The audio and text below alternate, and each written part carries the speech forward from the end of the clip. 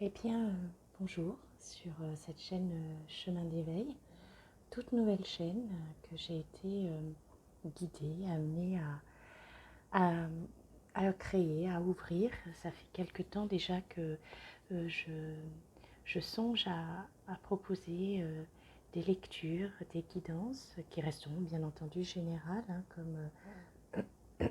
comme tout à chacun peut le ressentir.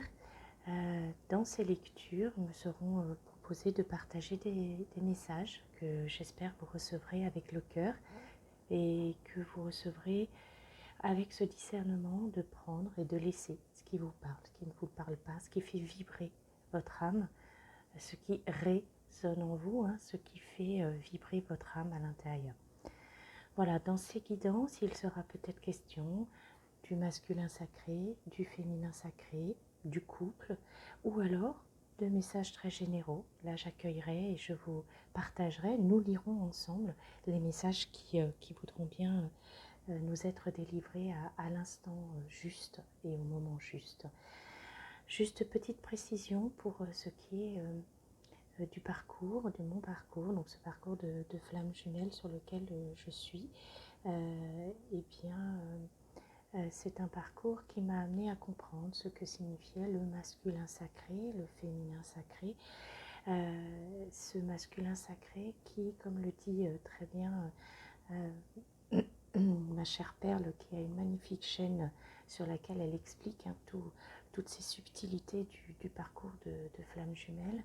Le masculin sacré, c'est cette personne, qu'elle soit homme ou qu'elle soit femme, qui va être plutôt le runner tant que les blessures ne sont pas guéries, tant que la réunion dans la vie commune n'est pas enclenchée, et dès lors où la réunion dans la vie commune s'enclenche, alors le masculin devient ex-runner, porteur de réunion, voilà, pour aller ensuite vers cette fusion.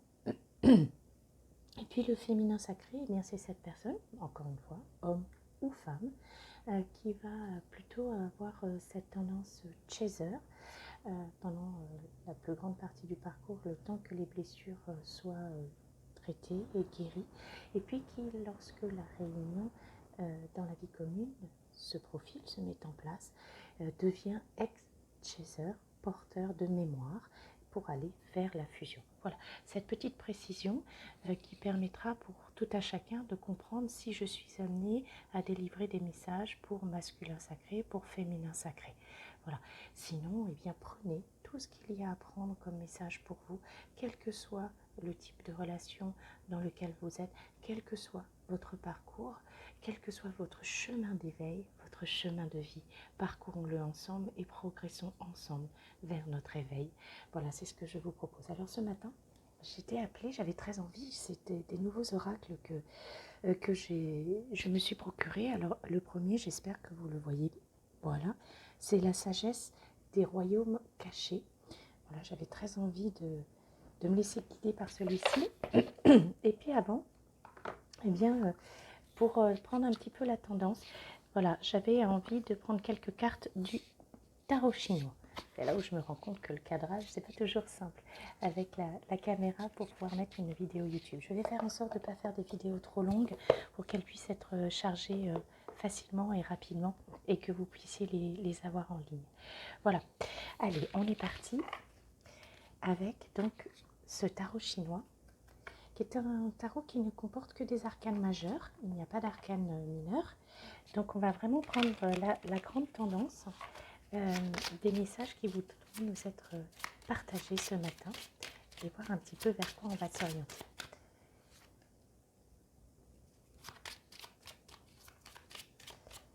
Alors, voilà, je fais les tirages sur l'instant parce que ça permet voilà, d'être dans les énergies de l'instant.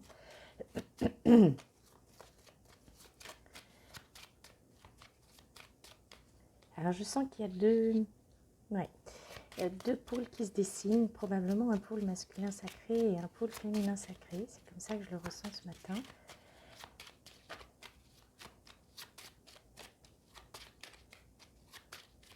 Je regarde s'il y a encore une carte pour chacun. Peut-être une carte pour le lien éventuellement. Non. Bien. Alors, la première carte qui nous est donnée, voilà, c'est la carte de la victoire. C'est une carte numéro 7 et pour le masculin sacré. Et pour la féminine, c'est la carte numéro 9, le maître de la sagesse. Alors,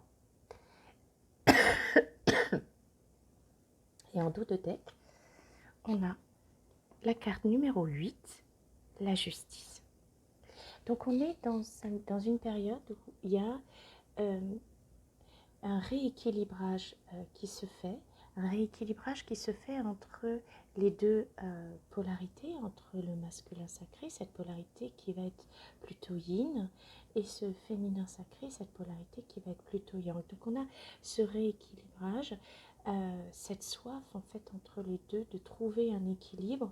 On voit sur cette carte de la justice, si vous regardez bien, vous avez cette personne qui est enchaînée et qui vient réclamer justice en fait. Donc on est dans ce sentiment de je voudrais me rééquilibrer, je voudrais me sortir du carcan de ma polarité et simplement être. C'est celui que je suis en me rééquilibrant. D'abord à l'intérieur, en rééquilibrant mes propres polarités, puisque certes le masculin sacré a plutôt une tendance à être de polarité yin, mais il a ce petit germe de yang qui lui est demandé justement d'aller travailler, d'aller réveiller, d'aller arroser et d'aller faire grandir, hein, comme cette graine qui va germer et qui va pousser.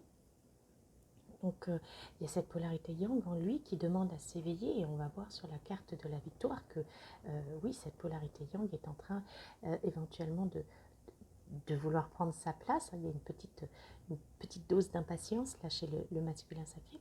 Et puis chez la polarité féminine qui a une tendance à être plutôt yang, et il lui est demandé d'aller chercher ce yin en elle, d'aller chercher cette rondeur, cette douceur, cette sagesse qui, qui fait qu'elle va se rééquilibrer elle aussi à l'intérieur. Alors, on a donc un masculin pour lequel nous avons tiré la carte de la victoire, qui est une carte numéro 7. Hein. Le 7 est un chiffre, donc est un chiffre sacré. Et pour moi, le masculin est guidé.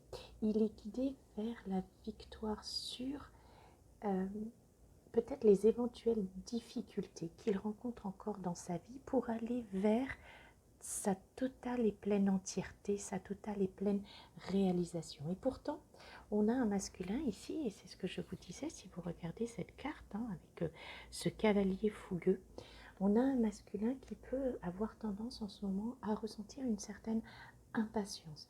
Comme on me le dit, j'entends à ronger son frein. C'est pas une très jolie expression, je suis désolée, mais enfin, c'est celle qui me vient. C'est-à-dire qu'on a ce masculin qui sent qu'il doit être dans l'action pour que ça lui permette d'aller vers une réalisation, d'abord une réalisation de lui-même, et ça c'est le plus important du chemin d'éveil pour tout à chacun, et qui pourtant, vous voyez ces deux petits personnages-là, eh bien en fait c'est comme si il était là dans les starting blocks, il est prêt à bondir, il est prêt à jaillir, il est prêt à faire, et on lui dit attends, réfléchis. Oui, tu es sur le chemin de la victoire. Oui, tu es sur le chemin de la réalisation. Prends un peu de recul, ne te précipite pas. En fait, ce qu'on lui conseille ici, c'est masculin, ne confond pas la vitesse et la précipitation. C'est un peu le chakra-gorge qui gratouille. Il y a des choses à dire, je pense. Donc ici, oui, tu es dans l'impétuosité de la réalisation.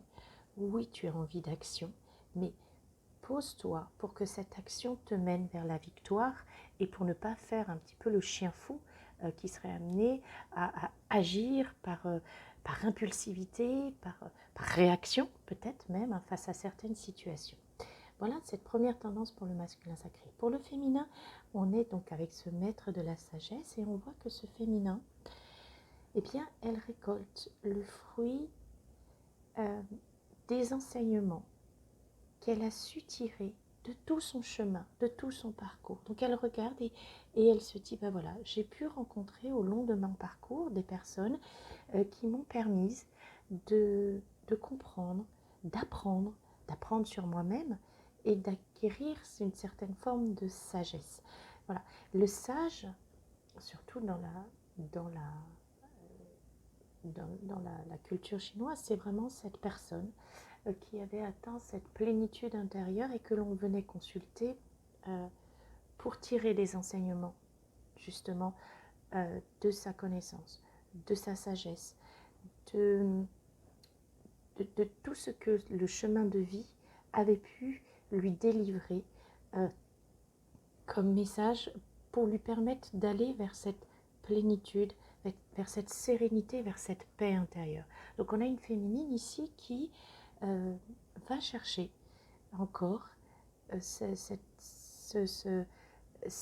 petits pas, ces petits enseignements, ces petites sources de paix intérieure et de plénitude intérieure avec le maître de la sagesse.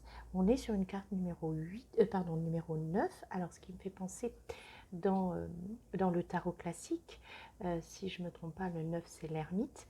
Et donc l'ermite, on est sur une introspection. Donc on a peut-être encore une féminine qui va chercher en elle les ressources pour aller un peu plus loin dans son entièreté, dans sa plénitude et dans sa richesse intérieure. Voilà.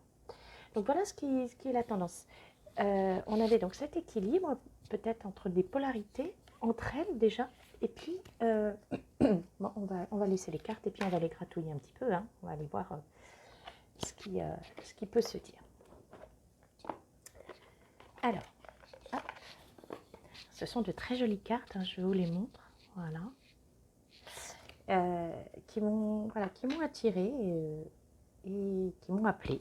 Et ce matin, elle m'appelait à probablement vous délivrer quelques messages, hein. Donc on va voir ce qu'on va compléter par rapport au féminin et au masculin sacré. Allez, on y va. On accueillera les messages.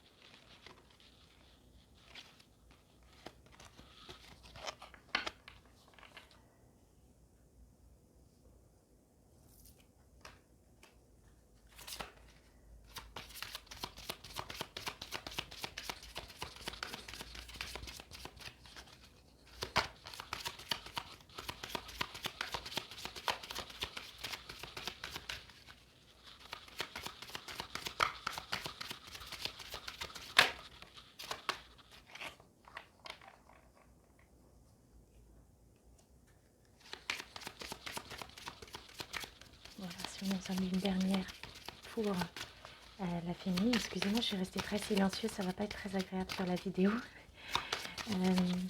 J'essaierai de laisser autre fois j'étais très concentrée et du coup je me suis focalisée sur les intentions de ce tirage. On va voir une petite carte peut-être pour la féminine en complément. Voilà, merci. Voilà. Et on dit entre les deux. D'accord.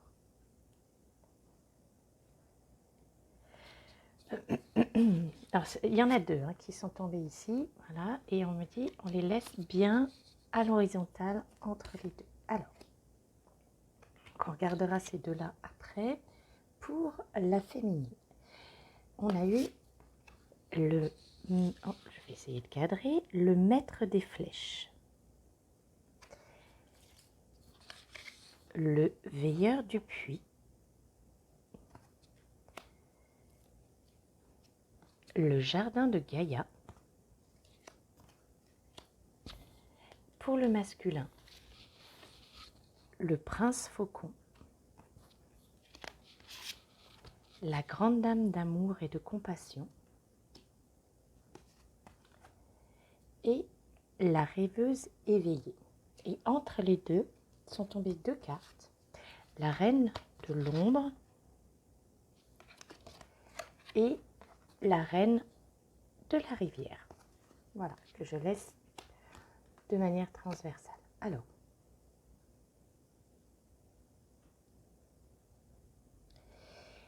je vais commencer par la féminine. Donc la féminine, tout à l'heure, on était dans cet esprit du maître de la sagesse. Et là, avec le veilleur du puits, en fait,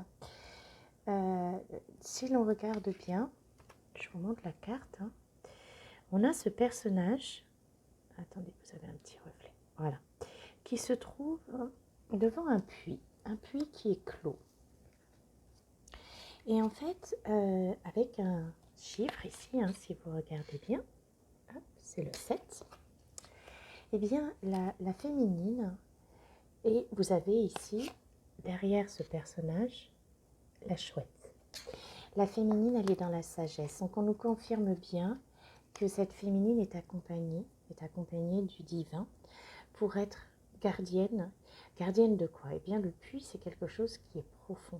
On va chercher dans les profondeurs du puits, et dans les profondeurs du puits, il y a de l'eau, il y a des émotions. La féminine est la gardienne de ses émotions. Elle est dans la sagesse de l'écoute de ses émotions, d'aller les rechercher, de comprendre pourquoi elle ressent telle ou telle émotion à un instant donné.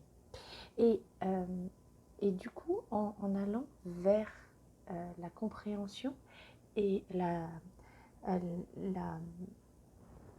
en allant vers la compréhension de ses émotions, eh bien, elle est en mesure de prendre du recul, d'être dans ce détachement par rapport, en fait, de temps en temps, la féminine, elle a cette tendance à vouloir être un peu dans le contrôle de quand est-ce que cette relation va aboutir, quand est-ce que on va s'installer ensemble. Voilà, quelquefois il peut y avoir ces questionnements-là. Et bien là, en étant dans cette sagesse, cette maîtrise et cette écoute, hein, de sa reliance, de sa guidance, eh bien elle est en mesure de se détacher du résultat. Elle est dans le je suis ici et maintenant. Je ne me préoccupe pas du demain, je ne me préoccupe pas de là où nous allons aller. Je suis ici et maintenant. Et c'est ce qui m'intéresse. Donc on a cette féminine, hein, qui est vraiment dans cette maîtrise et qui du coup est en mesure, parce qu'elle a un objectif, hein, la féminine, elle sait qu'elle a une réalisation d'elle-même. Attendez, je vais redresser un tout petit peu le cadre. Voilà. Elle sait qu'elle est dans son objectif de mission d'âme, dans son objectif d'entièreté. Donc elle a, hein, vous voyez ici, c'est une jeune femme qui s'apprête à décocher une flèche. Donc elle a sa cible en ligne de mire, elle sait très bien où elle a envie d'aller. Et si vous regardez ici, on est sur une carte numéro 10. Carte numéro 10, hein, c'est la fin et le commencement. C'est 0 et 1, et 1, on démarre. Donc on est face à cette féminine qui sait où elle veut aller. Elle connaît exactement son but final. Bien sûr qu'elle l'a en tête. Mais du coup, avec cette sagesse intérieure, la maîtrise de ses émotions, elle est en mesure de poser des intentions qui vont lui permettre d'aller sur ce chemin d'éveil tranquillement vers ses objectifs, tranquillement vers sa réalisation. Et c'est ce que nous montre ici cette carte du jardin de Gaïa, dont le numéro est le 18. 1 plus 8, ça fait 9. Donc c'est la fin d'un cycle, la fin de quelque chose, pour ouvrir sur le 10, hein, qu'on avait vu avec le maître des flèches. Et puis le 8, je vous rappelle, c'est l'éternité. Si je le retourne ainsi, j'ai bien mon symbole de l'infini. Voilà. Et dans ce jardin de Gaïa, avec cette féminine qui est donc très ancrée, qui est très alignée, eh bien, qu'est-ce que l'on observe? On observe cette femme qui est dans sa pleine réalisation, qui, eh bien, voilà, je l'approche, elle est satisfaite parce que elle peut enfin envisager de récolter ce qui a été semé. Enfin envisager de récolter les fruits de tout le cheminement intérieur qu'elle a pu avoir. Là, on est vraiment sur une progression intérieure. On ne parle pas forcément de réalisation concrète avec son masculin. Voilà. Ça peut, très bien, si c'est ainsi que ça résonne pour vous, c'est que c'est juste ainsi, mais ça peut être aussi de sentir cette réalisation intérieure, que tous ces petits pas que vous avez faits pour aller vers vous-même, eh bien, vous êtes en train de suivre ces petits cailloux que vous avez semés pour aller vers la réalisation de votre âme. Voilà, donc c'est un très joli message ce matin. Hein. C'est vraiment pour la féminine. Vous êtes en mesure, et faites un petit retour hein, sur ces derniers mois, vous êtes en mesure de regarder, de mesurer le chemin qui a été parcouru. Alors pour le masculin, on avait dit qu'on avait le prince faucon. Je vous le remontre, hein, une carte magnifique, magnifique de puissance masculine. Et puis ici, que voit-on? Un numéro 11. Le 11, hein, c'est le chiffre des flammes jumelles, mais c'est aussi le chiffre, comme dirait la très douce Cléophée, elle reçoit la canalisation, elle sait, c'est par là, ça veut dire c'est le bon chemin. Donc merci Cléophée, j'aime toujours quand j'entends le c'est par là. Voilà, donc prenez comme ça vibre, le 11, soit c'est les flammes jumelles qui vibrent pour vous, ou alors simplement que le masculin est sur la bonne route, et sur son bon chemin. Et son bon chemin pourquoi? Eh bien son bon chemin pour se révéler à lui-même dans la majesté de ce qu'il est, donc de ce... J'ai envie de dire, j'entends le mot chaman, de ce chaman qu'il est, de ce guérisseur, de ces guérisseurs intérieurs hein, pour lui d'abord, mais après, effectivement, vous voyez ici, il faudra que ce masculin, il déploie ses ailes pour être guérisseur. Et je vous invite à aller voir la symbolique du faucon pour comprendre le message qu'il y a ici en termes d'animal totem, hein, ce faucon qui a cette vision extrêmement perçante, extrêmement aiguisée de son environnement et qui, à mon sens, est un animal extrêmement connecté aux esprits et au divin. Donc là, on a ce masculin qui va être amené à écouter davantage son intuition, sa reliance intérieure, sa propre guidance, et qui, vous voyez, regardez ce personnage ici. Il reçoit son message, hein, il reçoit sa reliance. Donc le masculin, il s'ouvre pleinement, hein, il y a probablement une ouverture au minima du troisième œil, voire du coronal chez le masculin. Et ce masculin, il est, alors avec cette dame, ici avec un chiffre numéro 1, il est sur un nouveau départ. Un nouveau départ, pourquoi? Eh bien parce qu'il a bien compris que il devait s'accorder cette douceur, cette considération de lui-même, le respect de ses envies, le respect de ses désirs, le respect de ce je suis, le respect de ce je suis, voilà qui je suis. Et donc il est à l'écoute de cette bienveillance pour lui-même. Il est aussi guidé, vous voyez ici on a une toute petite fée, très jolie, qui virevolte hein, autour de notre masculin. Donc il est vraiment accompagné par le divin, par ses guides, pour arriver voilà, à comprendre cette douceur qu'il doit s'accorder à lui-même. Parce qu'il souvent le masculin s'oublie au détriment des autres, où il porte alors pendant un bon moment hein, ce qu'on appellerait le faux self, les masques. Aujourd'hui, on lui dit mais non, masculin en sagesse. Ici, on a une abeille. Hein.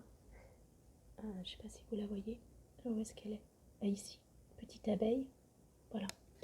Donc encore une fois, hein, en sagesse masculin, donne-toi cette priorité. Et on a la rêveuse éveillée. Donc le masculin, il écoute ses rêves. Il a des rêves, le masculin. Vous voyez cette femme qui joue de la musique et surtout, qu'est-ce qu'on a derrière? Un magnifique dragon.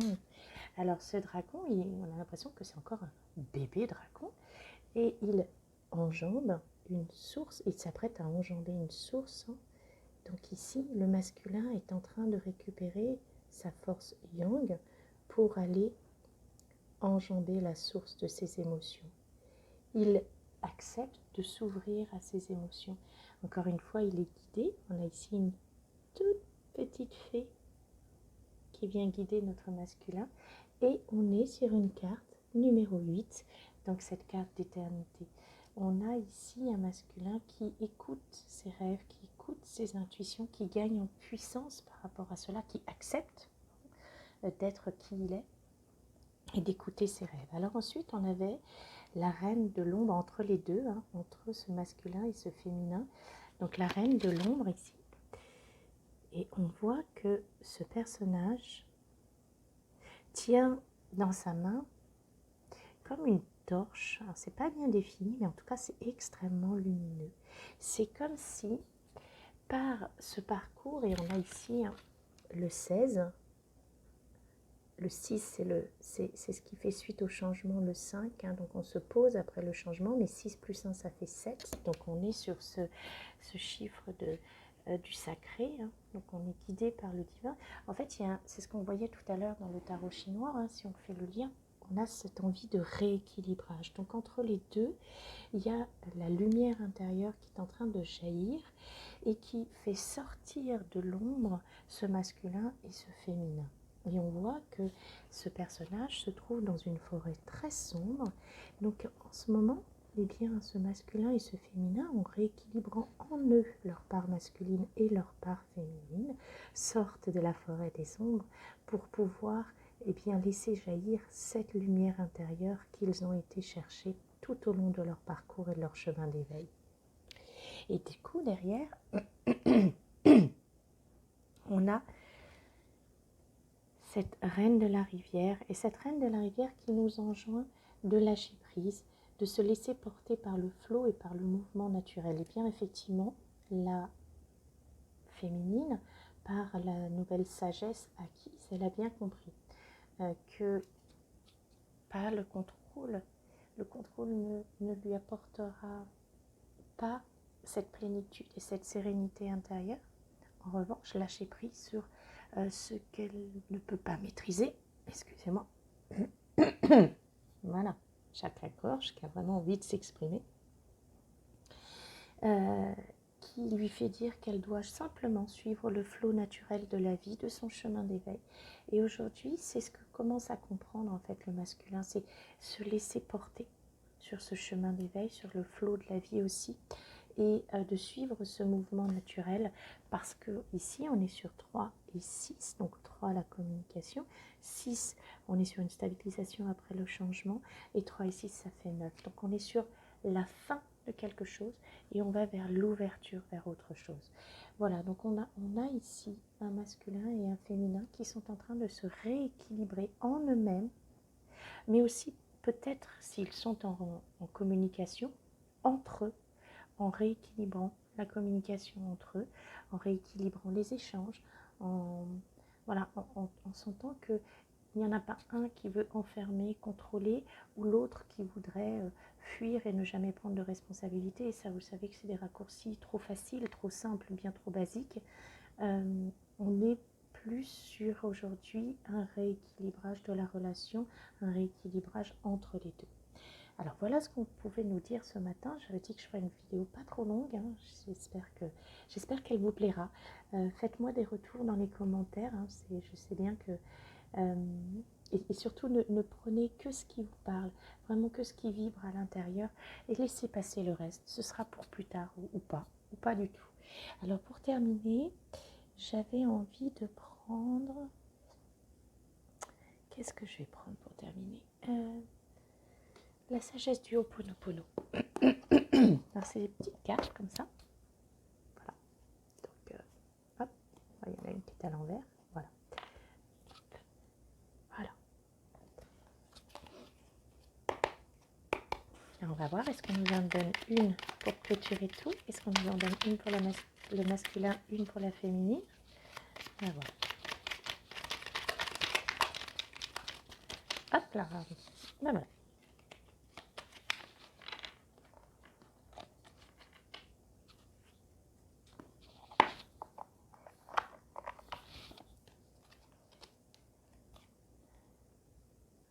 Alors, pour la féminine, on lui dit « Je décide d'amener la paix en moi en effaçant les mémoires erronées. Nos mémoires erronées sont des programmes inconscients qui produisent les conflits que nous vivons. En les éliminant, nous apportons la paix et l'harmonie dans notre existence. » Voilà, donc effectivement, on a cette féminine qui a la sagesse, hein, on avait vu avec le puits, le veilleur du puits, d'aller puiser, d'aller chercher jusqu'au fond de ses émotions, ce qu'il y a peut-être encore un peu à épurer pour aller vers cette paix intérieure. Et pour le masculin, je vois le divin en toutes choses. Le divin est à la fois le tout et le rien. Il est présent dans chaque fleur, dans chaque arbre, dans chaque animal et chaque être humain. À nous d'en prendre conscience et de les respecter pour cela. Donc effectivement, on est ici sur un masculin qui écoute ce que le divin a à lui délivrer comme message et qui va s'éveiller, se laisser guider et se laisser porter pour avancer un peu plus vers son chemin d'éveil. Merci, merci d'avoir été jusqu'au bout de ce partage, de ce message qui voulait nous être délivré ce matin. Je vous envoie plein d'amour, plein de lumière et surtout de belles fêtes de Noël.